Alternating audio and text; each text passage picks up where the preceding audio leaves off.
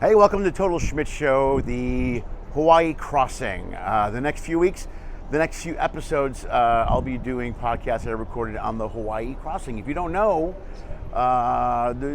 we do a cruise this is a Carnival cruise. Oh, here comes some people, great. This is a Carnival cruise that goes to Hawaii. It's usually broken up into 3 different sections. There's a travel over, there's the tour through the islands, and there's the travel back. That's how they book the entertainers. So we're on the first part, the travel over part. Usually there's a whole lot of entertainers on the ship for that crossing, and that was the case this week. I had 5 different entertainers, 3 comics, 6 entertainers. So I got to record 5 different podcasts, and that's what we did for these last few weeks. So the next few weeks, sit back, buckle up, enjoy my podcasts, Total Schmidt Show from the Hawaii crossing. Hey, welcome to the Total Schmidt Show. How you doing? We are back for season 4. This is Lenny Schmidt. Tune in every week and check out the show as I talk to entertainers as I travel across the world, entertaining other people as well. Basically, it's live entertainers talking about being live entertainers with live entertainers, and we're discussing everything that live entertainers go through. So there you go. If you've seen a show anywhere, at a comedy club, a cruise ship specifically, a show, a theater, a concert, anything, many of the artists you have seen, you have probably seen them on this podcast as well. Or let me rephrase that. Many of the people you're going to see on this podcast are here. You're going to see, or you have seen live on a stage somewhere performing their art somewhere. It's live entertainers, something I feel very passionate about. So grab yourself a pizza, a beer, a cigar, whatever it is you do to get through the day. Try to enjoy what I got going for you this week on Total Schmidt Show. Hey guys, welcome to Total Schmidt Show. Damon Sumner, comic, is on the show today from Atlanta. The last of the Hawaii crossing shows you'll be happy to see. There was like 4 or 5 of them, and we'll get to that in a second. Do me a favor, share the podcast. Thanks for being here, listening. If you're listening on any platform, please subscribe to it. It'll help me out a ton. If you're watching the show on YouTube, like the videos, give it a thumbs up. And if you really like the show, you want to help me out, the best thing you can possibly do is subscribe to LennySchmidt.com. Subscribe to the YouTube channel, which is at Mr. Lenny Schmidt.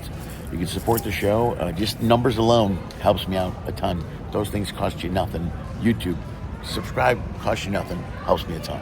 If you want to support the show financially, go to LennySchmidt.com. There's all kinds of options there that you can support. You can support the podcast for $2 a month, which is pretty amazing. They give you 40 plus episodes a year. And there you go. Damon Sumner used to be a teacher. We had a great talk actually about working with kids, teaching kids, the positive aspects of being a positive role model for kids and showing them, finding a way to connect with kids in the right way and teach them by using humor to do that. He did that as a teacher. I did that when I was teaching improv.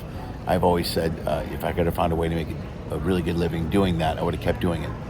It was maybe the most rewarding thing I ever did, was working with kids and giving them confidence, or giving the ability to achieve confidence through the things they do. So we talked about a lot of that, plus our touring, our shows and stuff, and just a lot about everything. Probably about why we got on stage in the first place.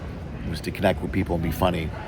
And Damon did that. He was great. He was a great act. He was fun to watch. He was great to work with.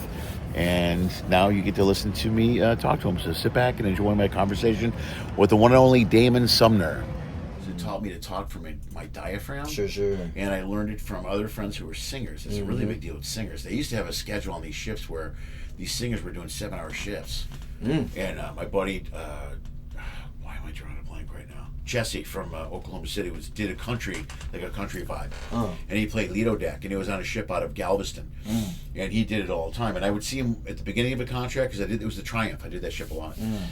And I would see him at the end of the contract. At the end of the contract, he was miserable. Yep. He was just tired, drained. You know, you just because you're drained. Like the amount of shows that we do are good because you get to get on stage and write a lot of material. True. But they're draining if you get that head thing, because by the 5th show you're like, you got a headache. And finish. That's why you're tired. You know what I mean? I just want to go lay down. Yeah. I feel like an old man. Yeah. The physicality and mentality of it is a component I don't think people understand enough of, to be honest. Right. For sure. Where are you from originally? I was born in Louisiana. We moved around a good bit, but Atlanta's home.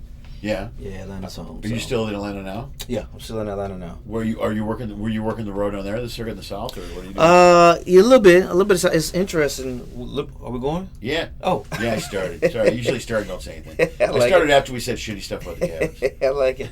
To be honest with you, I was teaching. I was teaching full time. Oh, right. Someone told me that. Right on. Yeah, I taught for a decade, and what got me full time was cruises and colleges.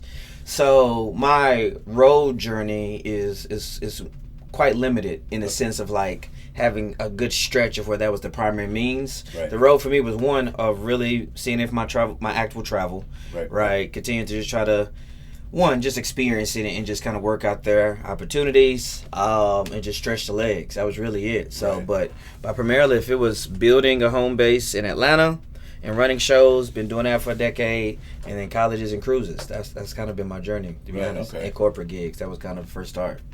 Yeah. Dude, right on. Yeah. And then you ended up working on the ship. What grade would you teach? I was teaching special education in elementary. Okay. So I did that for 9 out of the 10, or 8 out of the 10. I did Gen Ed for a year, and I taught in China for a year. Oh shit, Melissa worked with special ed too for a while. Yeah, man. Did that for 8 years. Out here wrestling children for little money. Dude, that's great.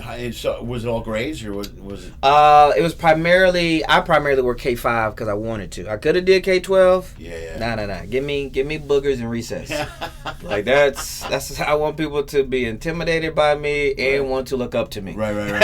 Yeah. I don't need anybody smelling themselves too much. So. Right. But no, I wouldn't change it for the world, man. It was a lot of great memories. Dude, I taught comedy, theater, and improv to K through 8. Yeah. At my daughter's school. And at first it was just donate time. Sure. Then it was a way to get into my fundraising, and it was a Catholic private school. And then we kept doing it because it was a private school, but they would vote every year in the curriculum, and they kept cutting the arts. They kept cutting things from the arts. Sure. So we had a woman that was an artist, Patty. She was an artist, so she taught art class. My friend Palmer, who was on Broadway and did all kinds of stuff. She did all the theater. She did the plays. Yep. And then I did an improv class with the kids. We did comedy and improv. Yep. And we would do all these different classes to make sure the kids had these shows. Yeah. It was one of the cool things. All the parents really put a lot of work into making sure those kids had it. But if I could have found a way to make a living doing that, I'd probably still be doing it. Yeah, 100%. It was extremely rewarding. If comedy hadn't come around, I'd probably be at least an assistant principal by now, to be honest with you, right? Because it just would have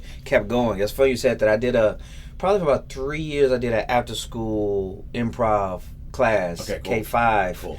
And it felt not that either the quietest kids or the kids who had, been mislabeled as bad kids or whatever, crushed it. Right. Crushed it. 100%. Crushed. Right. And I just so many great, and we would do a performance. We would do lessons. We would do I think it was 7 weeks, and then a little showcase just in the classroom, nothing crazy. I would do it after school for an hour for 8 weeks, and the parents would come in, and they would the kids would beam, and you would see their growth from week 1 to the end, and then the parents would just be so proud and excited for their kid, and just all the kind words, that I would receive for just trying to push and motivate. Yeah. And many kids would come back for a year or two afterwards and go on and do great things. So, I had a handful of kids that took I taught, how many years in a row I taught it? Maybe 5. Yeah.